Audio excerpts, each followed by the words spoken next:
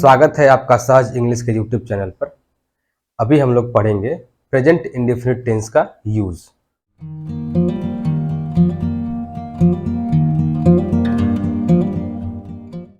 तो present indefinite tense का पहला जो यूज है वो है प्रेजेंट की हैबिट्स या जो रिपीटेड एक्शंस है जो फ्रिक्वेंटली जो होती रहती हैं उनको बताने के लिए प्रेजेंट इंडेफिनिट टेंस का यूज करते हैं। हैबिट दिखाने के लिए कुछ वर्ड्स मेंशन होंगे, जैसे देखिए यहाँ पे ट्वाइस अ डे मतलब कि दिन में 2 बार। ये फ्रीक्वेंसी बताता है कि कितनी बार हो रहा है, कब कब हो रहा है। Rarely, always, usually. तो ऐसे ही कुछ वर्ड्स हैं, उनको हम लोग लिख लेते हैं कि ऐसे क्या क्या वर्ड है जो दिखेगा तो हमको समझ में आएगा कि ये हैबिट का बात कर रहा है या फिर रिपीटेड एक्शन का बात कर रहा है। जैसे अगर ऐसा कुछ दिखे, once a day, week, month, year, etcetera etcetera, ऐसा कुछ भी दिखे, या फिर ट्वाइस अ या फिर थ्राइस अ डे, ऐसे ही दिखे। इसके अलावा ऑलवेज, यूजुअली, डेली, जनरली,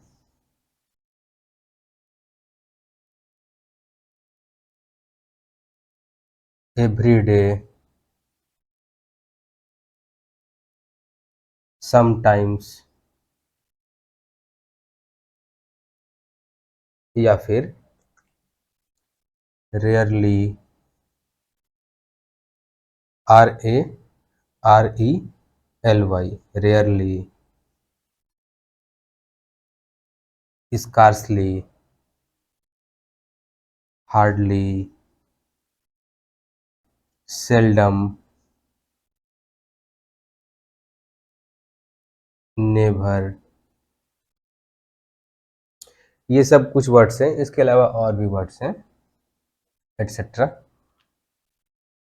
ये सब वर्ड्स तो बुक में मिल जाएंगे, बट इनका इम्प्लीकेशन हम लोग देख लेते हैं, ये क्या सजेस्ट करता है। ये सब वर्ड्स अगर दिखे तो ये बताता है, ये हैबिट को बताता है, ये एक्शन के रिपीटेशन को बताता है। तो यहाँ पे दिख रहा है ट्वाइस ए डे, मैं 2 बार ब्रश करता हूँ, तो ऑब्वियस बात है ये हैबिट का बात कर रहा है प्रेजेंट का। तो यहाँ पे हमें क्या लिख रहा है, ये कौन सा टेंस है, पहले हम ये आइडेंटिफाई करेंगे। तो हमें यहाँ पे क्या दिख रहा है, हैज़ है प्लस वर्ब का थर्ड फॉर्म, इनकी ये परफेक्ट टेंस है। बट हमें तो यहाँ परफेक्ट टेंस नहीं चाहिए, हैबिट बता रहा है तो कौन सा टेंस में होना चाहिए, यहाँ पे वर्ब प्रेजेंट इंडेफिनिट में होना चाहिए। तो क्या होगा, आई के साथ केवल और केवल वर्ब का फर्स्ट फॉर्म लगता है। I brush twice a day, she is getting up early in the morning. ये क्या बता रहा है, उसका हैबिट बता रहा है कि वो सुबह जल्दी उठ जाती है।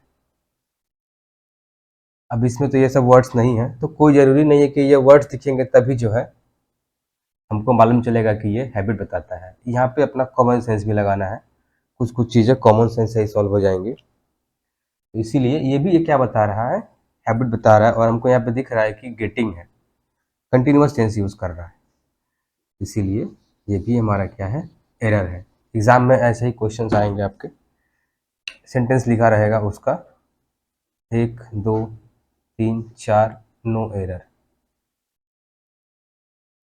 आएंगे हम प्रैक्टिस क्वेश्चंस कराएंगे, जो प्रीवियस ईयर के क्वेश्चंस हैं, जो अभी के जो कंटेम्प्रेरी क्वेश्चंस है जो एग्जाम्स में आ रहे हैं, वो सब क्वेश्चंस हम लोग कराएंगे। ये बस एग्जाम्पल के लिए समझने के लिए है। तो ऐसे करके दे दिया जाता है A B C D E किसी किसी एग्जाम में 4 ऑप्शन होता है, किसी किसी एग्जाम में 5 ऑप्शन आता है। तो इसको 4 भाग में 3 भाग में बांट देगा और लास्ट में नो एरर लिख देगा। अगर सेंटेंस सही है तो नो एरर, ऑप्शन ई सही है, या फिर जिस पार्ट में गलती है वो हमारा आंसर हो जाता है। इसी तरह से हमारा यहाँ से एरर का क्वेश्चन बनता है। तो यहाँ पे क्या होगा अपना, she gets up early in the morning. She है तो यहाँ पे वर्ब के साथ एस या ई एस लगेगा, ठीक है, यहाँ पे एस लगेगा। My father rarely sleeps late. Rarely ये जो वर्ड है, जो ग्रुप है, ये जो वर्ड्स का ग्रुप है, ये सब निगेटिव सेंस में यूज होता है कि कभी कभी।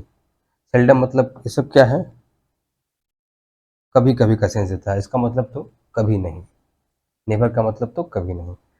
तो रेयरली का मतलब ना के बराबर, इन सब का मतलब क्या होता है, ना के बराबर। My father rarely sleeps late मतलब मेरे पापा ये मान लेते हैं कि वो लेट से नहीं सोते, मतलब वो हमेशा क्या है, अर्ली सो जाते हैं।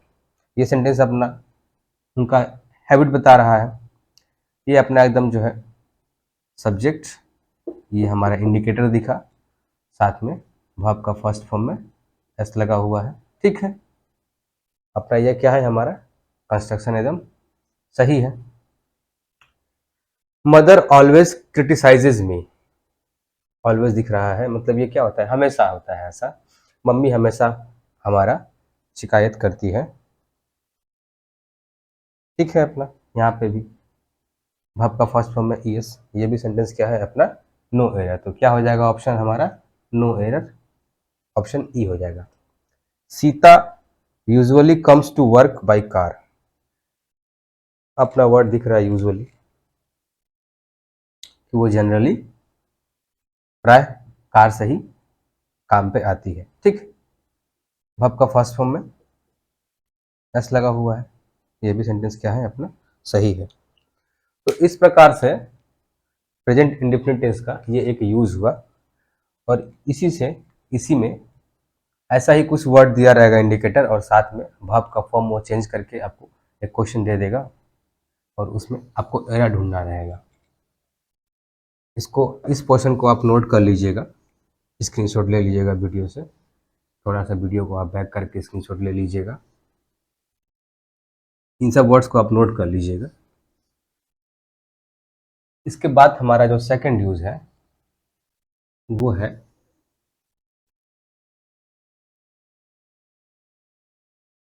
सबने पढ़ा है बचपन में, सेकंड यूज इसका क्या है, यूनिवर्सल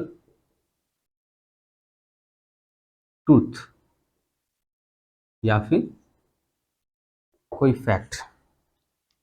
जैसे सन मूव्स अराउंड द अर्थ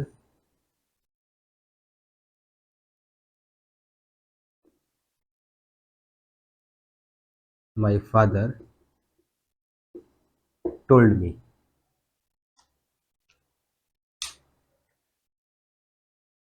मेरे पापा ने मुझसे कहा कि सूरज जो है अर्थ के चारों ओर घूमता है। क्या यह यूनिवर्सल ट्रूथ है, सूरज अर्थ के चारों ओर घूमता है, क्या ऐसा है? जी नहीं।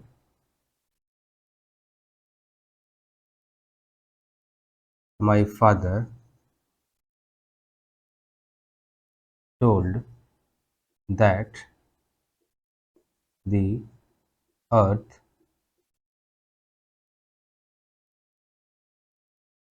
moves around the sun। मेरे पापा ने मुझसे कहा कि अर्थ सूर्य के चारों ओर घूमती है। कौन सा यूनिवर्सल ट्रूथ है इन दोनों में से? यूनिवर्सल ट्रूथ अपना सेकंड वाला है। पहला वाला क्या है, गलत बात है। पहला वाला क्या है, बात ही गलत है, ये वाली बात अपनी सही है। तो अगर यूनिवर्सल ट्रूथ हो, कोई बात नहीं, वो हमेशा क्या है, प्रेजेंट इंडेफिनिट में ही रहेगा। ये क्या है अपना, गलत है। यहाँ पे क्या है, मेरे पापा ने मुझसे कहा, हो सकता है कि मेरे पापा को ये बात ना पता हो, इसके ही पापा हो, ये फॉर एग्जाम्पल है कि कौन किसके चारों ओर घूमता है। उन्होंने कहा, तो यहाँ पे ये यूनिवर्सल ट्रूथ नहीं है, इसलिए यहाँ पे क्या होगा, यहाँ पे ये एरर है, यहाँ पे होना चाहिए moved. Sun moved around the earth, the sun moved around the earth, my father told me. आइए कुछ और एग्जाम्पल्स देखते हैं यूनिवर्सल ट्रूथ के या फैक्ट के। One day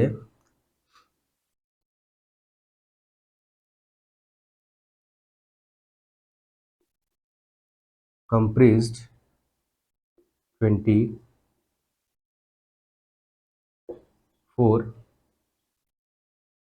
hours।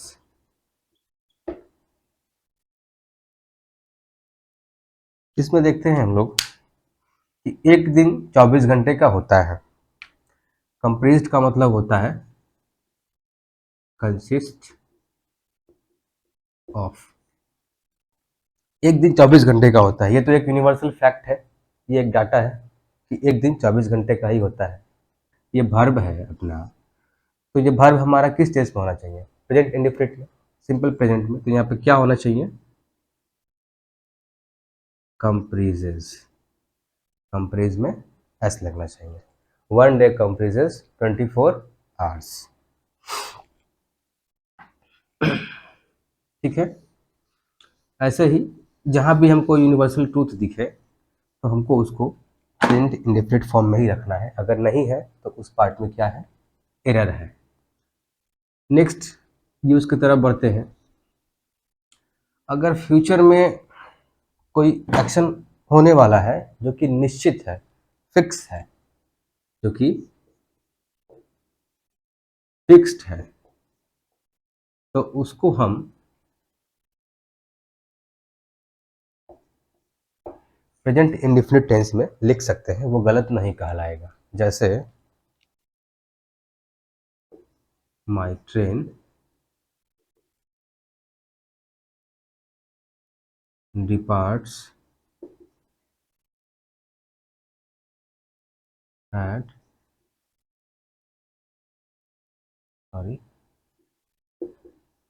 9 PM tomorrow. My train departs at 9 PM tomorrow. तो obvious सब बात है कि ट्रेन तो मेरा पर्सनल नहीं है कि हम कल नहीं जाएंगे तो ट्रेन नहीं जाएगी। तो ट्रेन का टाइमिंग क्या है, वो फिक्स्ड है, वो कल ट्रेन ठीक अपने टाइम पे खुलेगी ही खुलेगी, ट्रेन कल चलेगी ही चलेगी अपने स्टेशन से। इसी तरह से the PM arrives our city next Monday। प्रधानमंत्री जो है हमारे शहर में अगले सोमवार को आएंगे। सेंस तो ये दे रहा है फ्यूचर का, बट इसको हम प्रेजेंट इंडेफिनिट टेंस में लिख सकते हैं ताकि ये बताए कि ये जो काम है ये फिक्स्ड है, ये होने ही वाला है, ये होगा ही होगा। इसीलिए यहाँ पे क्या है, ये सही है। अब आते हैं हम अगले यूज की तरफ। ये भी हमारा फ्यूचर टेंस से जुड़ा हुआ है। भविष्य में दो घटनाएं हो रही हैं, एक के बाद एक। तो जो घटना पहले होगी, जैसे जब वो मेरे पास आएगा तब मैं उसकी मदद करूंगा। दोनों टेंस क्या है, दोनों जो क्लॉज है, when he comes to me I shall help him. दोनों जो यहाँ पे क्लॉज है अपना, जो है जो दो पार्ट है सेंटेंस का, दोनों क्या है, फ्यूचर का ही हैपनिंग है, फ्यूचर का ही घटना है। बट जो एक्शन पहले होगा उसको हम प्रेजेंट इंडिफिनिट में ही रखेंगे।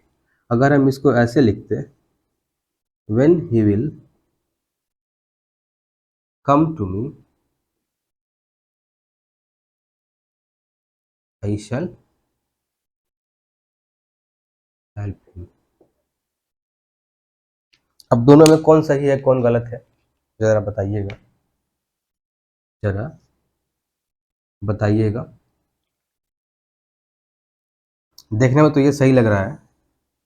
अगर हम इसको ट्रांसलेट करके देखें, मैंने बताया था कि ट्रांसलेशन यहाँ पे फेल हो जाएगा। यहाँ पे इंग्लिश ग्रामर को इंग्लिश ग्रामर की तरह समझते हैं, क्योंकि अंग्रेजों को हिंदी नहीं आती है, उन्होंने हिंदी से इंग्लिश ग्रामर को नहीं बनाया है। तो when he comes to me I shall help him, जो घटना पहले घटी है उसको हम कैसे पहचानेंगे, मीनिंग बताएगा या फिर कुछ ऐसे इंडिकेटर्स दिखेंगे। व्हेन, पहले तो ये बता दें कि ये वाला जो है सेंटेंस अपना सही है और ये वाला क्या है, गलत है।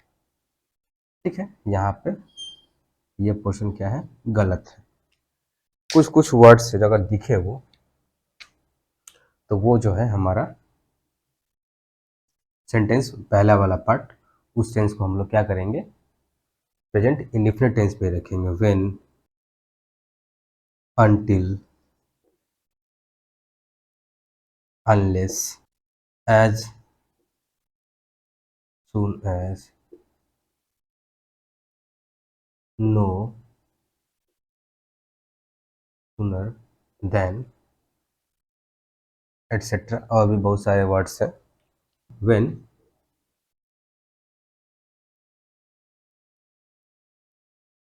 To incidents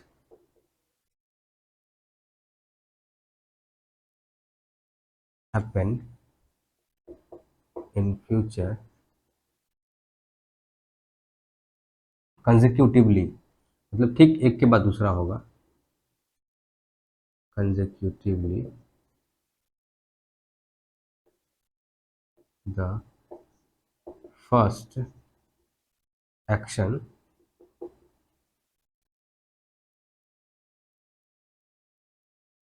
should be in present indefinite tense। ये है हमारा, इसको आप अपने भाषा में लिख सकते हैं, आपको जिस भाषा में आप नोट्स बनाते हैं उस भाषा में लिख सकते हैं।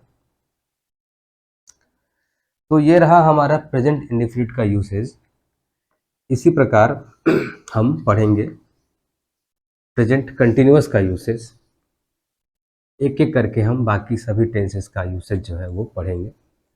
एकदम आराम से पढ़ेंगे, इत्मीनान से पढ़ेंगे। अगर किसी क्वेश्चन में कोई डाउट हो, कोई क्वेरी हो, तो आप कमेंट कर सकते हैं, उसका सलूशन आपको संग संग नहीं मिले अगर, तो कुछ दिनों के बाद ज़रूर मिल जाएगा, मैं प्रयास करूँगा। तब तक के लिए मैं लेता हूँ ब्रेक, मिलते हैं अगले एपिसोड में। धन्यवाद।